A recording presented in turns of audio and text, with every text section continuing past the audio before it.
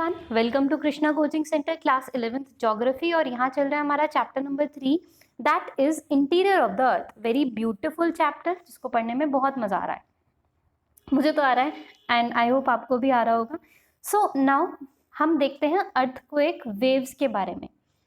सारी अर्थक्वेक से वेव्स निकलती है, हमने पिछले पार्ट में देखा था। एंड सारे जो नेचुरल अर्थक्वेक है ना, वो लिथोस्फेयर में लेते हैं पार्ट। लिथोस्फेयर क्या होता है कि कल वाली वीडियो में इससे पहले वाली वीडियो में हमने क्या देखा था कि अर्थ पूरा इस तरीके से ऊपर क्रस्ट होता है, फिर नीचे मेंटल होता है, फिर कोर होता है। तो जो लिथोस्फेयर है उसके अंदर क्या क्या आएगा, उसके अंदर आपका क्रस्ट तो पूरा आएगा ही आएगा। क्रस्ट के अलावा मेजरली ये जो अपर मेंटल वाला पार्ट है ना, सिर्फ ऊपर वाला, मेंटल का ऊपर वाला, उसको मिला के बनता है लिथोस्फेयर।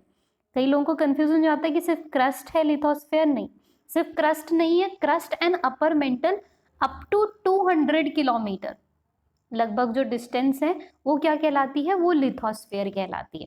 ठीक, तो अर्थक्वेक किस में आएगा, अप टू 200 वाले किलोमीटर में ही आएगा। 200 किलोमीटर तक हमारा जो सरफेस ऑफ द अर्थ होता है। अब एक इंस्ट्रूमेंट होता है जिसको सीस्मोग्राफ कहते हैं, उससे हम इस वेव्स को रिकॉर्ड कर सकते हैं कि ये कितने इंटेंसिटी का अर्थक्वेक था। So a curve of earthquake waves, it is recorded on seismograph and note that जो कर्व शो क्या करेगा, 3 distinct section, each representative different type of waves. अब अर्थक्वेक वेव्स बेसिकली 2 तरीके की होंगी, एक होती है बॉडी वेव्स, एक होती है surface waves. Body waves are generated due to release of energy at the focus. तो बॉडी वेव्स कहाँ से जनरेट होगी, due to the release of energy at the focus, कि फोकस में शुरू में जहां से एनर्जी रिलीज हुई वहां से जनरेट हुई। And they move in all the directions travelling through body of the अर्थ। तो हेंस इसका नाम क्या पड़ गया, इसका नाम ही पड़ गया जी हमारा बॉडी वेव्स। अब the body wave interact with surface rock और ये जनरेट करेंगे न्यू सेट ऑफ वेव्स जिसको सरफेस वेव्स कहते हैं। तो इनिशियली जो वेव थी वो बॉडी वेव रहेगी, बट जैसे ही इसको कोई सरफेस मिल जाएगा तो वो सरफेस वेव बन जाएगी। अब these waves move along the surface. अब जो वेलोसिटी ऑफ द वेव है, वेलोसिटी मतलब speed, the speed with direction is known as velocity. तो जो वेलोसिटी ऑफ वेव है, it changes as they travel through material with different density. अब जो speed रहेगी ना वेव की, वो मटेरियल पे डिपेंड करेगी कि वो जी सॉलिड में इतना तेज जो वेव है वो ट्रैवल करेगा, लिक्विड में इतना एंड गैस में इतना। और इसमें क्या है कि सॉलिड में जो ये वेव होगी, सरफेस वेव, ये सबसे तेज ट्रैवल करेगी। तो the denser the material the higher its velocity, and सबसे ज्यादा डेंस कौन होगा, जो सॉलिड होगा। And the direction also changes as the reflect या रिफ्रैक्ट, जब उनके सामने कुछ कम अक्रॉस आ जाता है। जैसे ये देखो, ये पी वेव्स है, ये एस वेव्स, और ये आपका सरफेस वेव, ये अर्थक्वेक वेव जो है, सीस्मोग्राफ पे इसको स्टडी किया जा रहा है। अब जो बॉडी वेव होंगी वो क्या होंगी, बॉडी वेव मेजरली 2 तरीके की होती है, एक होती है पी और S, primary and secondary type of wave. अब जो पी वेव होती है, they move faster and are first to arrive at the surface. तो जो प्राइमरी वेव्स होंगी, पी वेव्स होंगी, वो तेज ट्रैवल करेंगी और सबसे पहले सरफेस पे आती हैं। और जो पी वेव्स होती हैं, it's like same like sound waves, they travel through the gaseous liquid solid material. तो पी वेव्स तीनों चीजों में जो है वो ट्रैवल कर सकती है, चाहे वो सॉलिड हो, लिक्विड हो या गैस हो। जो एस वेव्स हैं वो कुछ समय के बाद अराइव होगी जो सरफेस है उस पर, इसलिए उन्हें सेकेंडरी वेव भी कहा जाता है।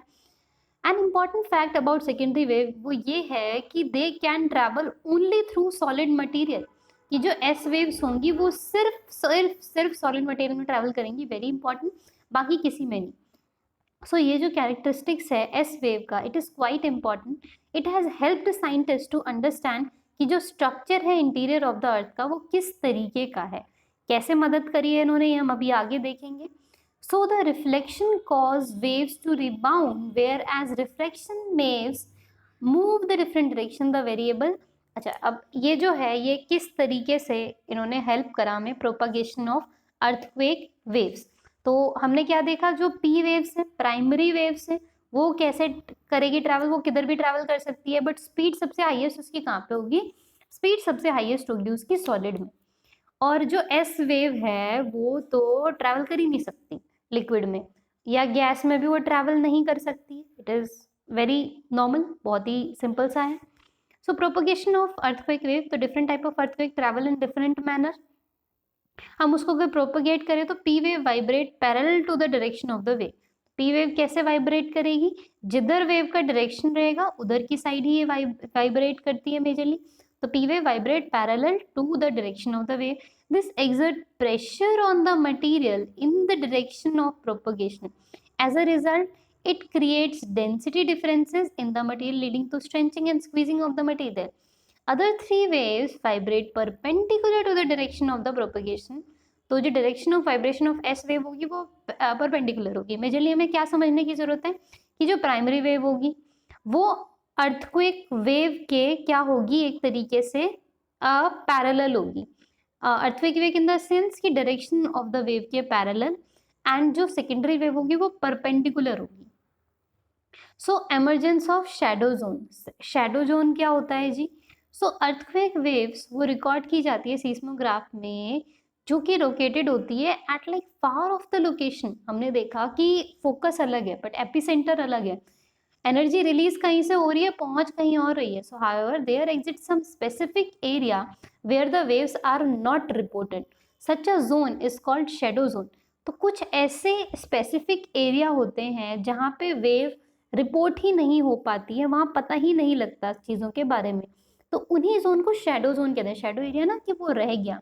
So the study of different events this reveal that for each earthquake there exist an altogether different shadow zone, and A and B show the shadow zone of P and S wave. It was observed on the seismograph located at the distance within 105 degree to the epicenter.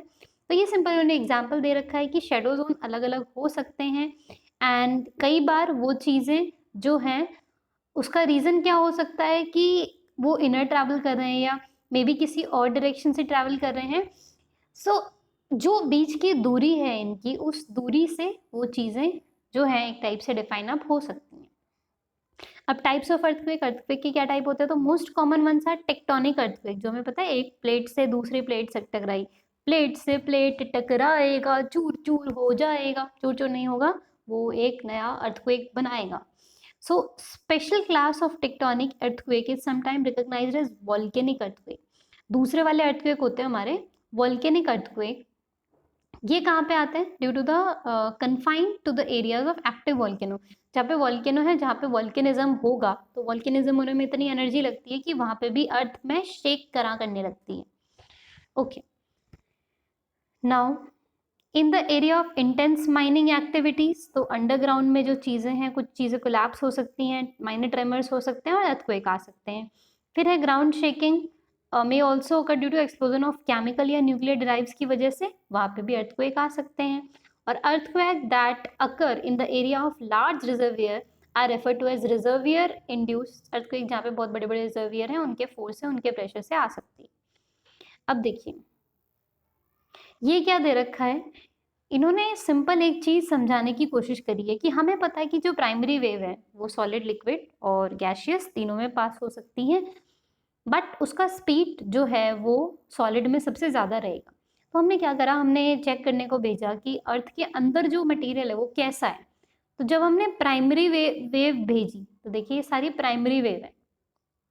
इस primary wave को हमने भेजा तो यहाँ पे बड़े आराम से गई है, कोर के जो आपका क्रस्ट है उस पे, मेंटल है उस पे, और जैसे हमने देखा कि कोर पे जाते ही जो पी वेव है उसकी स्पीड क्या हो गई, स्पीड उसकी हाई हो गई। तो इसका मतलब है कि कहीं से हम कह सकते हैं कि जो कोर के अंदर मटेरियल यूज हो रहा है वो बहुत ज़्यादा सॉलिड मटेरियल है, तभी तो उसकी स्पीड ज़्यादा हुई, फिर बाद में वैसे ही नॉर्मल हो गई जैसे ऊपर से आई थी। एस वेव में क्या हुआ कि एस वेव हमें पता है सिर्फ सॉलिड से पास होगा, तो ये क्रस्ट और मेंटल वगैरह के एरिया से तो पास हुई, बट आफ्टर अ पॉइंट ये पास होना बंद हो गई, ये वापस आ गई। तो उससे हमें क्या पता चलता है कि कोर का जो ऊपर वाला एरिया है, जो मेजरली आपका लाइक आउटर कोर है, it is made up of liquid material, क्योंकि यहाँ से एस वेव पास ही नहीं हुई। So outer core is what, outer core is liquid material. तो जो हमारी एस वेव है यहीं तक पास हो पाई। ये चीज हमें बहुत बढ़िया जानकारी मिलती है ये प्राइमरी और सेकेंडरी वेव से। ओके, सो हमने देख लिया कितने टाइप के अर्थक्वेक है। एंड नेक्स्ट हमारा इसमें टॉपिक है इसके अंदर कि अर्थक्वेक को मेजर कैसे करते हैं। तो अर्थक्वेक को मेजर किया जाता है either according to the magnitude या इंटेंसिटी ऑफ द शॉक, कि कितनी तेज से उसने तबाही मचाई है। एंड रिशर स्केल पे इसको नापा जा सकता है। एंड इसका प्रोनाउंसिएशन अलग भी हो सकता है, but I call it Richter scale, जिसमें मैग्नीट्यूड होता है 0 से लेके 10 तक का। And the intensity scale named after Mercalli, एक इटालियन सीस्मोलॉजिस्ट थे। अब इंटेंसिटी स्केल जो है उसका विजिबल मतलब उससे क्या है कि जो विजिबल डैमेज हमें देखने को मिल रहा है ये 1 से लेके 12 तक का इसका रेंज हो सकता है। Now effects of earthquake we will cover in our next video. Thank you.